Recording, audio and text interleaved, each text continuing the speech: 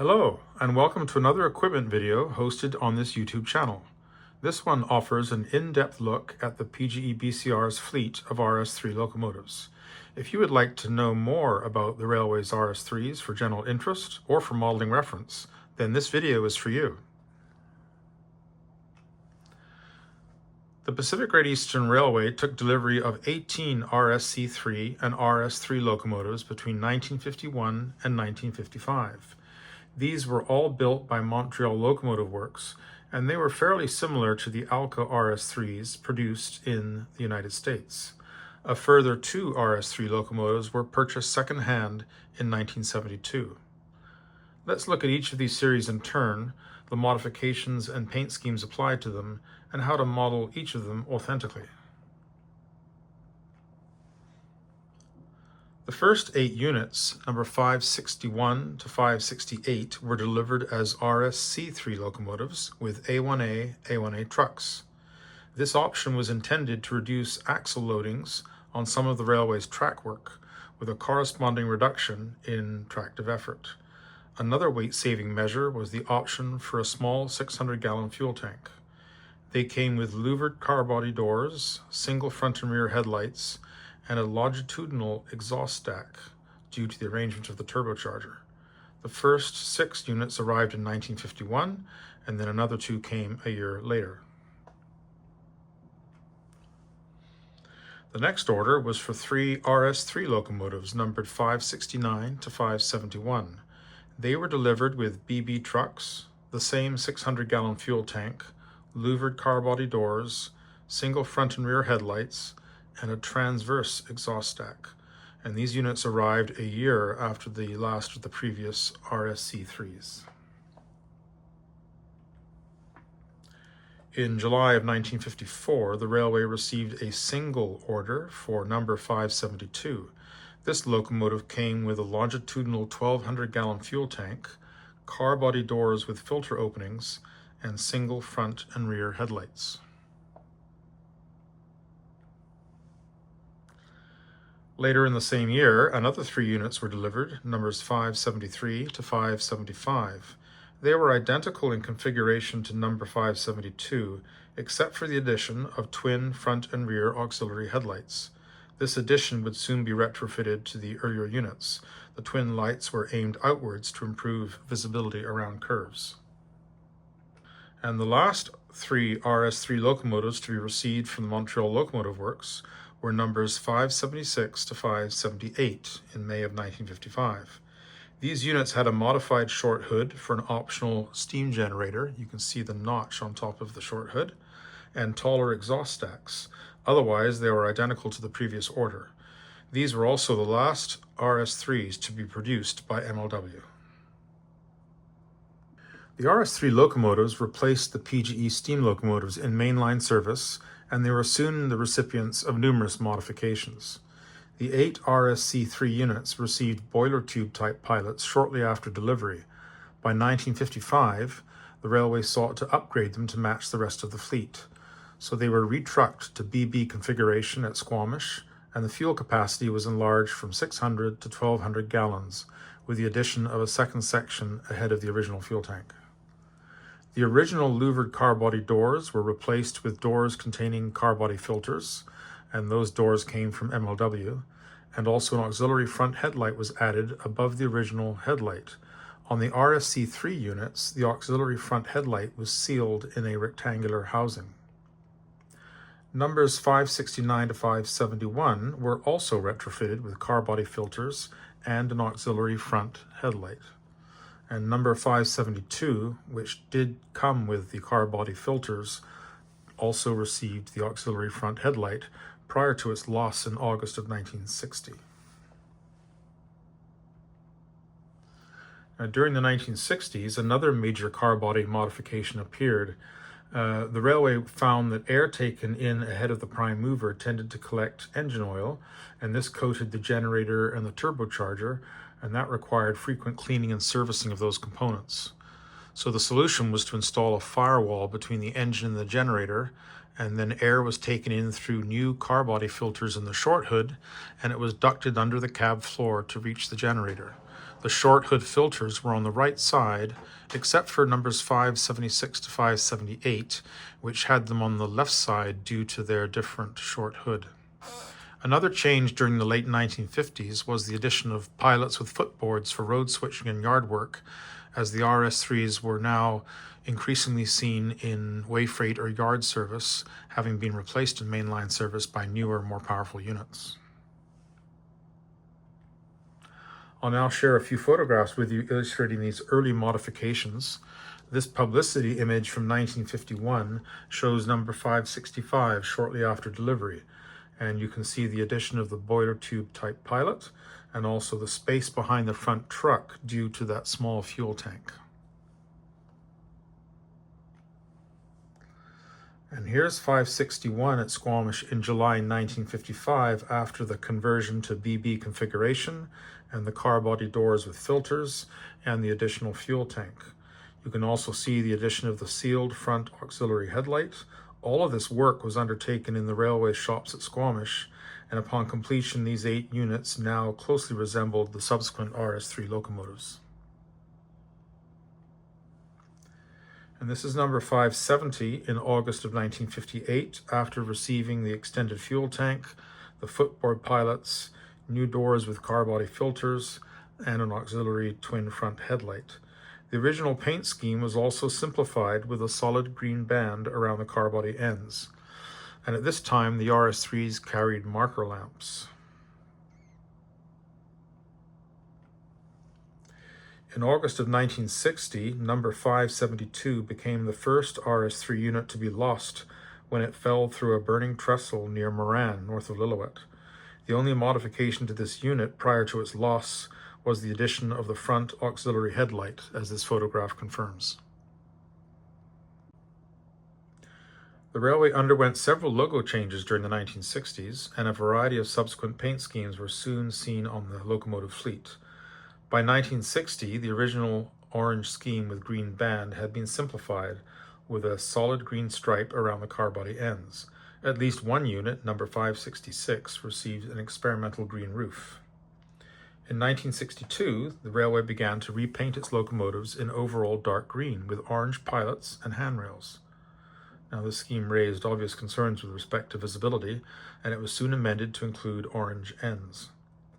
From 1962, the Caribou Herald on the cab sides was replaced with the large PGE initials, and then in 1966, these were replaced with the new MAP logogram, still in orange. A major change came a few years later with introduction of the two-tone green scheme with white dividing stripe, and the MAP Herald and cab numbers now in white. With this scheme, a black roof for the car body and cab was introduced. Let's look at a few photographs showing these various paint schemes. This image shows number 576 and number 578 at Squamish after delivery in June of 1955. This was the original paint scheme applied to all of the RS3 locomotives with that pinstriping on the ends. And here's the simplified orange scheme with solid green band around the ends. Note the filter opening in the short hood, and we can also see footboard pilots and marker lamps. Number 566 displays its green roof in July of 1961.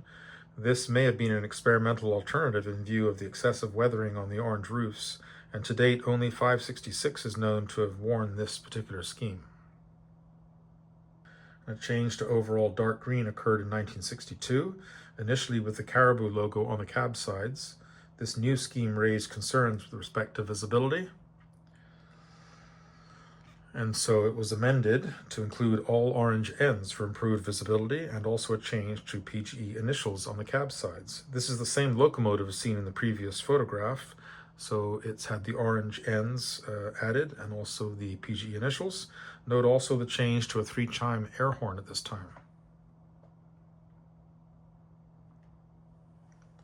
The next change came with adoption of the MAP logogram in 1966. In this paint scheme, the MAP logogram appeared in orange on the cab sides with the road numbers above. The 8 XRSC3 units never received auxiliary lights on the rear end, as you can see here. The two-tone green scheme appeared in 1969, and it included yellow pilots and handrails and a black roof atop the car body and cab. You can just make out the black roof there, I think. A white stripe divided the light and dark green, and the map logogram now appeared in white with the road numbers below. Number 578, the unit seen here, belonged to the last trio of RS3 locomotives delivered to the PGE, and this view shows that notch on the roof of the short hood, which necessitated relocating the filter opening to the left side. This photograph from 1973 shows removal of the marker lamps, and the bell has been moved from beneath the frame to a bracket on the car body roof up at the front there. And I included this overhead view of number 567 in the two-tone green scheme to show the outline of the black roof panels. Those panels on the car body roofs extend out to the midpoint of the curve from the roof over to the sides, and the panel on the cab roof was the same width. The walkways were dark green, but they usually weathered to a lighter shade as seen here. I'll now summarize the changes on these locomotives seen during the late 1960s and early 1970s. Number 569 was damaged in a collision with a logging truck in 1970, and it required a new short hood. As the RS3 hoods were no longer manufactured or available, an RS10 style short hood was installed, and that gave this unit a unique appearance. In 1971, 2 additional RS3 units were leased from the Lake Superior and Ipswich Railroad, and they were subsequently purchased in February of 1972. These were Alco-built units, and they had the small 600-gallon fuel tank, louvered car body doors, and single front and rear headlights. These additional units were renumbered numbers 559 and 560, and they were operated initially without repainting, just the previous owner's name blanked out and new numbers applied. Their purchase came just a few months prior to the railway's change of name, so they never actually received a PGE paint scheme. During the late 1960s and early 1970s, the RS3 units lost their marker lamps, and many received K3H air horns. Those are 3-chime air horns. The bell was moved from below the frame up to a bracket mounted on the front left corner of the car body roof. So here's number 569 with that replacement RS10 style short hood, and you can see that the cab windows above the new hood have been blanked out. And this is number 559 at Squamish in August 1972, prior to repainting. This is one of the ex-LS&I units. And you can see the small fuel tank, the louvered car body doors, and the new road numbers on the cab side and also in the number boards. The railway's change of name to British Columbia Railway went into effect in April 1972. The two-tone green scheme was modified to incorporate the new BCR dogwood logogram on the cab sides, and the dark green was extended up over the cab sides and roof. The black roofs was dispensed with at this time. The first RS3 locomotive to be repainted for the British Columbia Railway was number 561, and it received a very small 8-inch dogwood logogram on the cab sides. For reference, that's the same size as was applied to the cab doors on the railway's road trucks and tractors. It was soon obvious that this was too small, and the size was changed to 16 inches for all subsequent RS3 repaints. Numbers 560 and 569 had their short hoods cut down for increased rearward visibility during switching. This modification was also applied to 6 of the railway's RS10 locomotives. The BCR scheme remained unchanged until around 1978, when a reflective yellow frame stripe was added and the cab road numbers were changed to a Helvetica medium metallic typeface. The following photographs show the RS3 locomotives as they appeared during the BCR years. Number 565 is from the first order, and it's seen in the original BCR scheme in 1981. This view shows the extended fuel tank, the front auxiliary light, the bell at the front end, and the K3H horn. Number 570 was from the second order, and it is also seen in the original BCR scheme. We can see the filter opening on the short hood, the bell at the front end, and again the K3H horn. Number 574 is from the fourth order, and it is seen here in April 1975, just after repainting. This view illustrates the absence of the black roof and the extension of dark green over the cab sides and roof. Note that the later units with rectangular fuel tanks carried both replacers on the left side. The earlier units carried one on either side. Number 578 was from the fifth and final order, and it was also the last RS3 locomotive to be produced by MLW.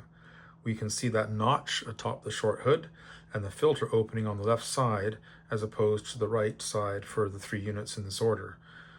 Note also the Sinclair radio antenna on the short hood.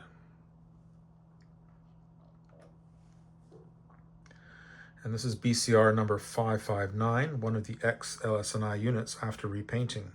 The railway added an auxiliary front light and the bell on top, but the small fuel tank and the louvered car body doors were retained.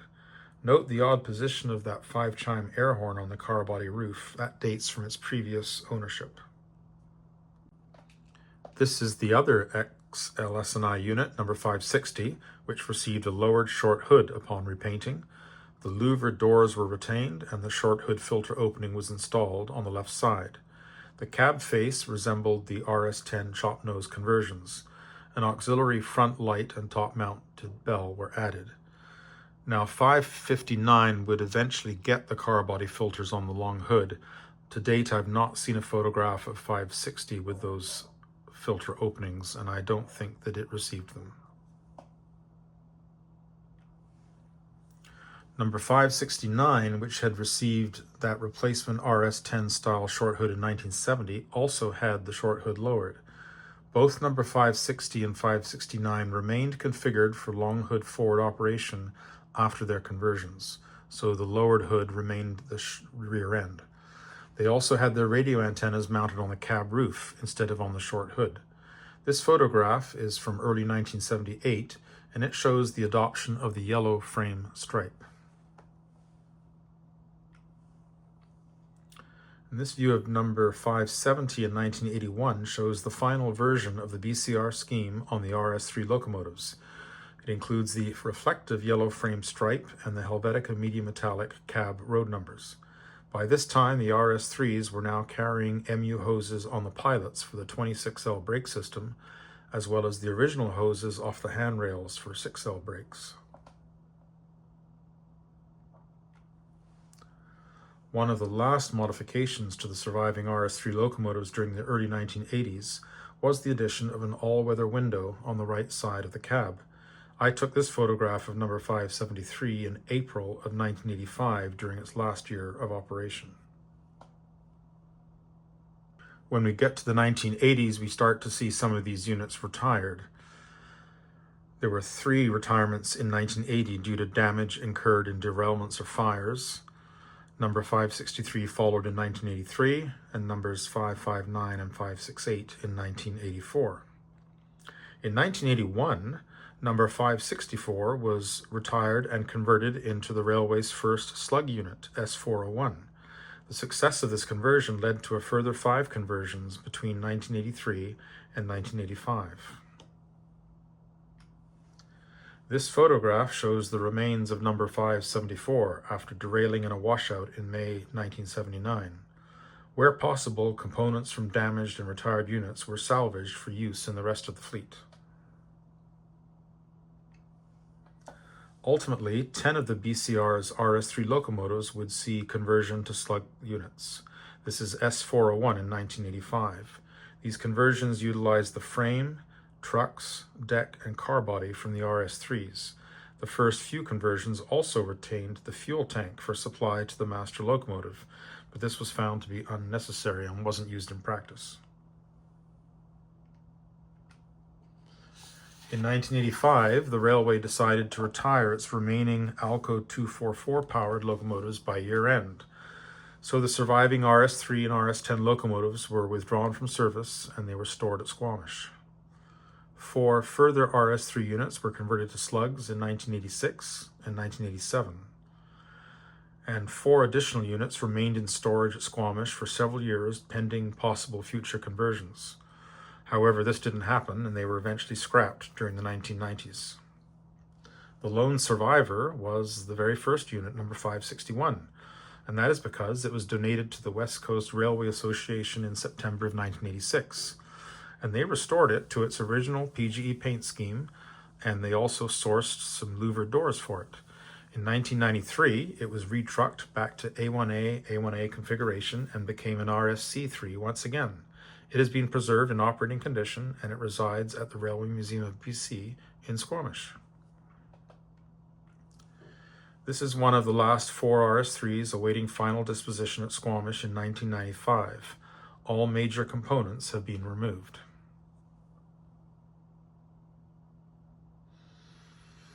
A happier fate awaited number 561, as we've just mentioned. It was donated to the WCRA, and it's been returned close to its original appearance with A1A trucks, louvered car body doors, and its original paint scheme. I took this photograph during our PGE 100 convention at Squamish in July of 2012. At that time, the engine operated a short PGE freight train for our delegates. Let's now turn our attention to modeling these RS3 locomotives. My own efforts have been in N scale, but I'll look briefly at the larger scales. Several manufacturers have offered an RS3 in O scale, including Lionel, Atlas, and I'm told that's the old Weaver tooling, and MTH Rail King. These models all represent the original Alco RS3 appearance with louvered doors. The Atlas version was offered ready to run for British Columbia Railway in 2 road numbers, including number 559 seen here, and that is an appropriate number for this model because 559, as we've seen, retained the louvered doors for most of its service with the BCR. Turning now to HO scale, there have also been several different offerings, including Stuart, Athearn, Atlas, both the Kato and the China versions, and most recently Bowser. Andy W scale models offered replacement sides for the Stuart RS3 model, and those included the car body filters. The new Bowser offering includes versions with those car body filters, so that might be a good option for people wanting to model a BCR RS3. Atlas has offered their version ready to run for Pacific Great Eastern in the 2-tone green map scheme. Note the black roof on this model, and that's correct for this scheme. The only RS3s produced in N scale to date are from Atlas, original with Kato tooling and later with Chinese production, and also Bachmann. Briggs models offered cast resin and later 3D printed kits for the BCR RS3 car bodies, and most of the versions were offered.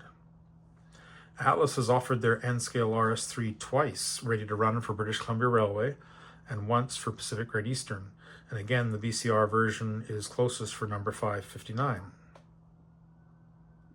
I will now share my own efforts at modeling the BCR RS3s in N-scale. I acquired 2 Atlas Kato RS3s from the very first production run in the early 1980s, and I proceeded to convert them to a BCR appearance. At the time, I was modeling 1985, and I chose to do number 573, seen here in the original BCR scheme, and it wore that until its retirement in 1985, and number 570 in the later scheme. Now, back in the 1980s, the availability of suitable parts was less than it is now, and we didn't have 3D printing, and these conversions were difficult to complete. I re-equipped the models with Northwest Shortline low-profile wheels and Microtrains couplers. The car body filters were cut into the car body, and they were filled with woven brass mesh. Added details included miniatures by Eric pilots, auxiliary headlights, Sinclair antenna, bell and air horn, and a Locomotives all-weather window. The models were finished with custom mixes of local paints, and eventually Microscale Decals released a set for BCR locomotives, and that enabled me to finally finish these models. And this is my first model of number 570 with the yellow frame stripe and the Helvetica medium metallic cab numbers. You can also see the red fire extinguisher symbol on the car body door on the left side there. Those were added in the early 1980s. These 2 models were not ideal for conversion to DCC, and after changing eras back to 1977 for the layout I was going to build, this model was now too late for my era. And of course, later, Atlas introduced revised tooling for their RS3. It was now produced in China, and also the advent of 3D printed replacement parts led me to attempt 3 new conversions. So these are the newer Atlas deck sill assemblies with Briggs models printed pilots, microtrains couplers, BLMA trainline hoses, and cut levers and grab irons which have been bent from brass wire. For those later units with a rectangular fuel tank, the frame between the trucks must be narrowed to accept the new tank on most RS3 models. These photographs show the modified chassis for my model of number 574 and the new rectangular tank in place. And here, the upper photograph shows my chassis for the new models of number 569 and 570 with the stock Atlas fuel tank. So that represents the original 600-gallon fuel tank and the extension in front of it. And the lower photograph shows the chassis for number 574 with the 1,200-gallon rectangular tank. The replacement car bodies from Briggs models include the car body filter openings and the correct front and rear light arrangements. These were originally released as cast resin parts, and then later they were changed to being 3D printed. So from left to right, we have number 567, number 570, and number 574. And these are the same car bodies after I've detailed them with wire handrails, etched brake wheels, Sinclair antennas and radiator screens, and printed exhaust stacks and bells. And here are the Atlas cabs, detailed with etched cab sunshades, windscreens, wipers, and miniatures by Eric cast brass air horns. Now note the different arrangement of the horn for number 570 in the center. It had 3 chimes facing forward. Number 567 and number 574 had 1 chime facing to the rear. So you do need to consult photographs to see which arrangement of the horn your unit had.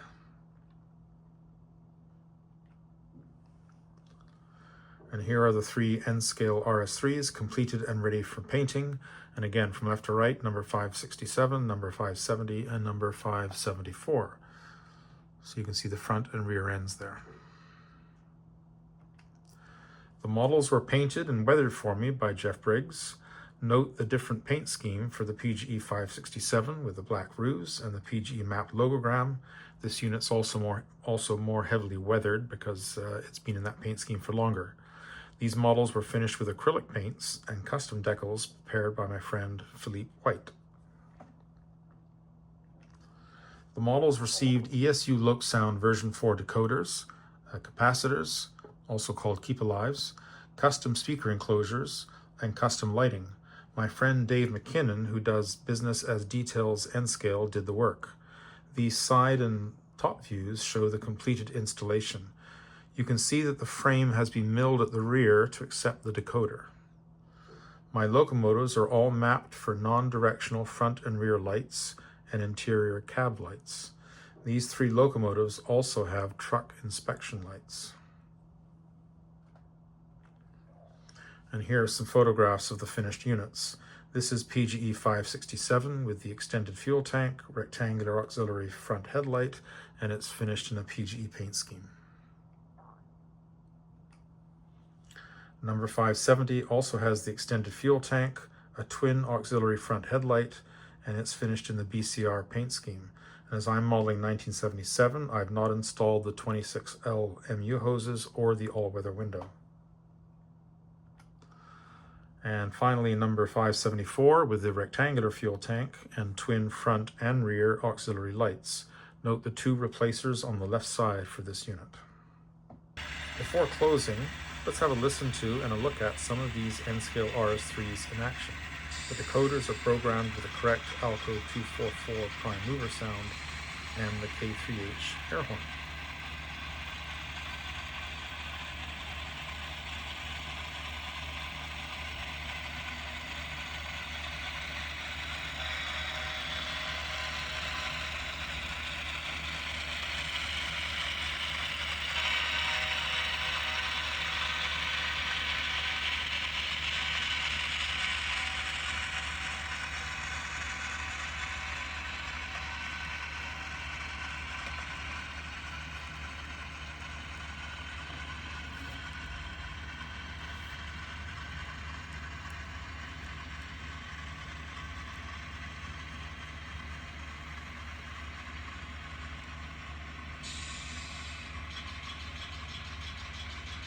As always, I would like to thank the individuals and organizations who've made their prototype photographs available for inclusion in this presentation. They're listed here, and to those who assisted me with completion of my models.